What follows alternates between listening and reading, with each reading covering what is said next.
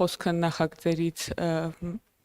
մշակույթի հուշարձանների, մշակույթի եւ պատմության հուշարձանների պահպանման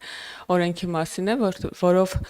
ըստ էության քաղաքացիական պայմանագիր խմբակցություն քվեարկեց եւ իմ եւ պարոն Գաբրիելյանի նախաձեռնությամբ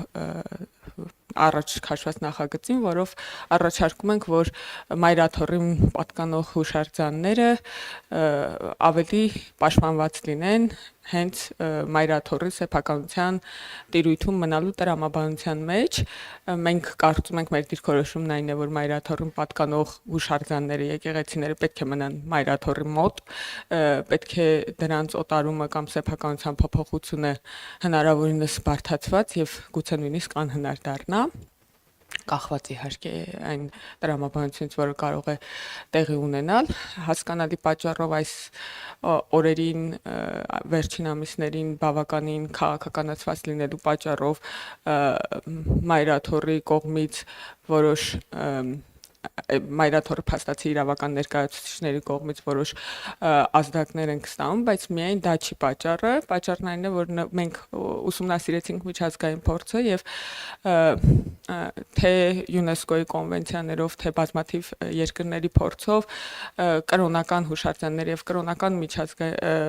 մշակութային արժեքները առանձնահատուկ պաշտպանության կարիք ունեն պետությունների կողմից եւ մենք կարծում ենք, որ այս ոլորտը բավականաչափ լավ կարգավորված չէ Հայաստանում եւ դա սկսեց ավելի սուր կերպով երևալ, երբ եկեղեցու ներկայացուցիչների կողմից քաղաքական բուռն գործունեությունը սկսվեց։ Մենք կարծում ենք, որ Հայաստանում հուշարձանների պահպանության եւ մշակութային արժեքների պահպանության ոլորտը պետք է բերվի միջազգային ստանդարտների։ Բազմաթիվ քայլեր արդեն նախորդ շրջանում արել ենք, թե այս օրենքի, թե թանգարանների օրենքի, թե մշակութային հիմունքների մասին օրենքների փոփոխություններով, բայց այդ փոփոխությունները օրենսդրական կանգ չեն առնի, կշարունակեն եւ ես կարծում եմ, որ